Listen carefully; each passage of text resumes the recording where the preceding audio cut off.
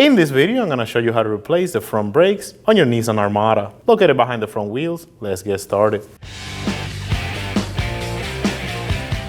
Using a 21mm socket, we're going to go ahead and remove the lug nuts.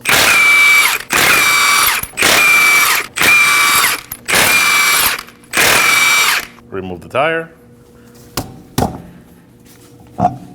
We're gonna go ahead and remove the caliper, but before we do so, we want to return the piston. For that, I'm gonna be using a brake bleeding bottle to hook up to the bleeder.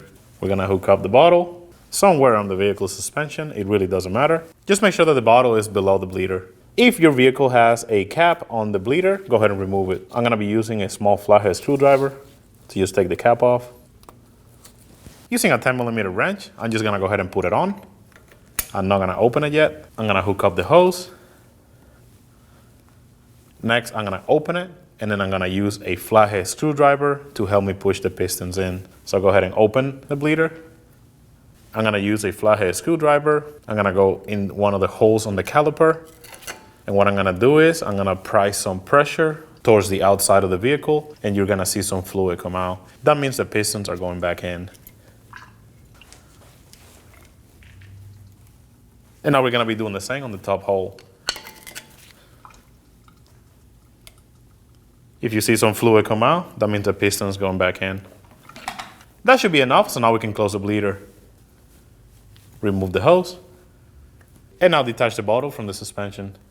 Remove the wrench and reinstall the cap. Using a 17mm socket, we're gonna go ahead and remove the caliper pin bolts. It's gonna be this one and this one right here. Go ahead and crack them loose. And now remove them. Grab onto the caliper and slide it out. Make sure when you do this, you're not putting any stress on the line. What we're gonna do for now, we're just gonna put it on top of the caliper because we're gonna be hooking it up to the suspension. Now we can go ahead and remove the caliper bracket. Using a 19mm socket, remove these two bolts. Get them loose. And now go ahead and remove them. Make sure that you hold the assembly so it doesn't fall. Remove the other one. And slide the bracket out. Next up, I'm gonna be using a hook to hook the caliper to the top of the suspension to get everything out of the way so we're able to remove the rotor. We're gonna hook it up to one of the holes. Make sure when you do this, you don't wanna put any stress on the line. And now go ahead and hook it up.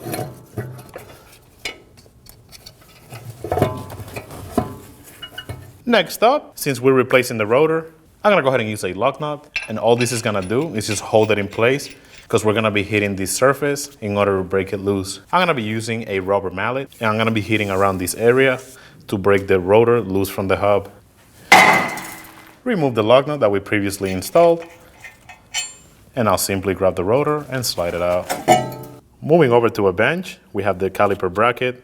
We're gonna go ahead and disassemble it. We're gonna start by removing this little wire. Simply slide it out. There should be two of these, one on top and one on the bottom. In this case, it's missing. We will be installing the two when we put it back on the vehicle. Slide your pads out. Go ahead and remove the chims. You can simply just grab them and pop them off.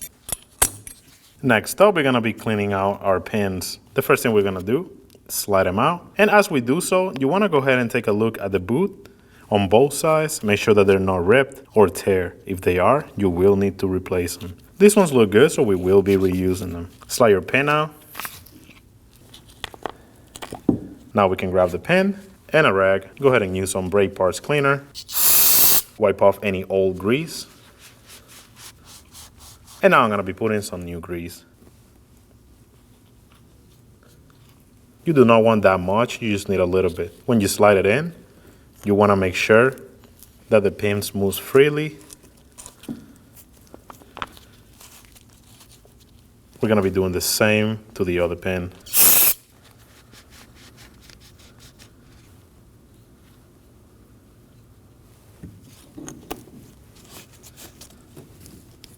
If you feel that there's some air in the boot, just go ahead and pinch it and push it all the way in. You'll hear some air come out. Next up, we're gonna clean the areas where the tin foils contact the bracket. We're talking about right here. Go ahead and use a wire brush. Make sure you take all the debris away. We're gonna be doing the same on the opposite side.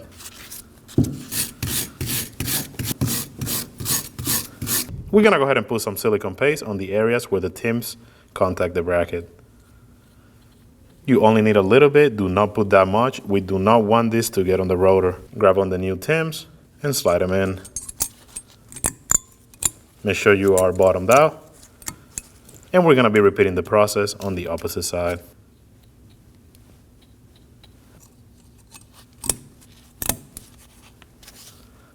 Now we can take the new pads, the brackets, and the 2 springs back to the vehicle. Now we're gonna get the hub ready for the rotor. We're gonna use a wire brush to clean the surface, make sure that it's free of debris. You wanna go in between the studs.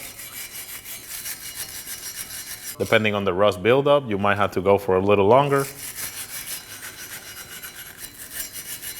We're gonna go ahead and use some brake parts cleaner. Clean up any excess. And now we're gonna go ahead and use some Never Sees. Next up, I'm going to install the rotor backwards. And I like to do that so I can wipe off any oils from the machining. Using some brake parts cleaner. Go ahead and wipe it off. After you do that, you can go ahead and flip it over. And do the same on this side. A little tech tip that I like to do, if you use a lock nut, you can actually go ahead, hold the rotor all the way, and just put the lock nut by hand, bottom it out, and that is going to hold the rotor so we can finish the installation on the brakes. Go ahead and slide the bracket. Go ahead and line up the hole and install the bolt by hand. Do the same on the top bolt. Now go ahead and get them snug. Now we can torque them to 122 foot-pounds.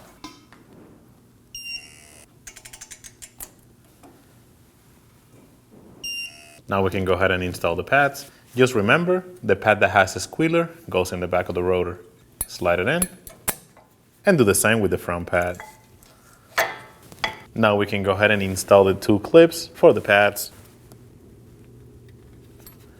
Go ahead and slide it in. You're gonna notice there's gonna be 2 holes on the top. You're gonna go ahead and slide it in those. And just keep in mind that after you put it on, it's gonna wanna spread out. So just keep your hand on it. Install the bottom one.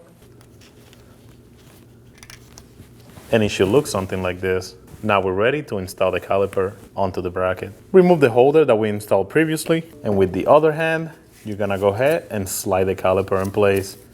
When you do this, you wanna make sure that you're not putting any pressure on that hose, because it will cause some damage. Slide it all the way, lined up the holes, and install the bolts by hand. Go ahead and get them snug. And now we're gonna torque them to 53 foot-pounds.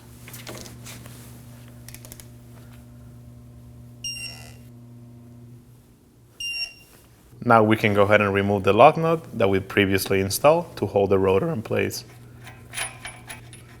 You can go ahead and reinstall the wheel.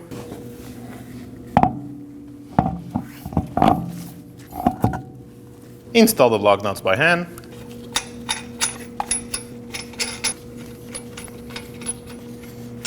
And now go ahead and snug them up in a star-shaped pattern.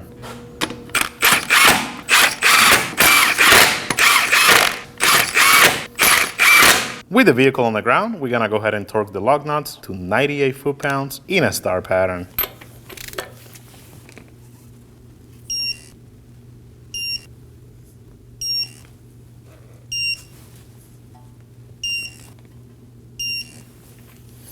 Now get in the vehicle, feel the brake pedal, and make sure that it feels firm. When only the best will do, demand TRQ. The only company that lets you view before you do. TRQ is committed to offering the highest quality aftermarket auto parts that are engineered for peace of mind. Thanks for using and viewing with TRQ.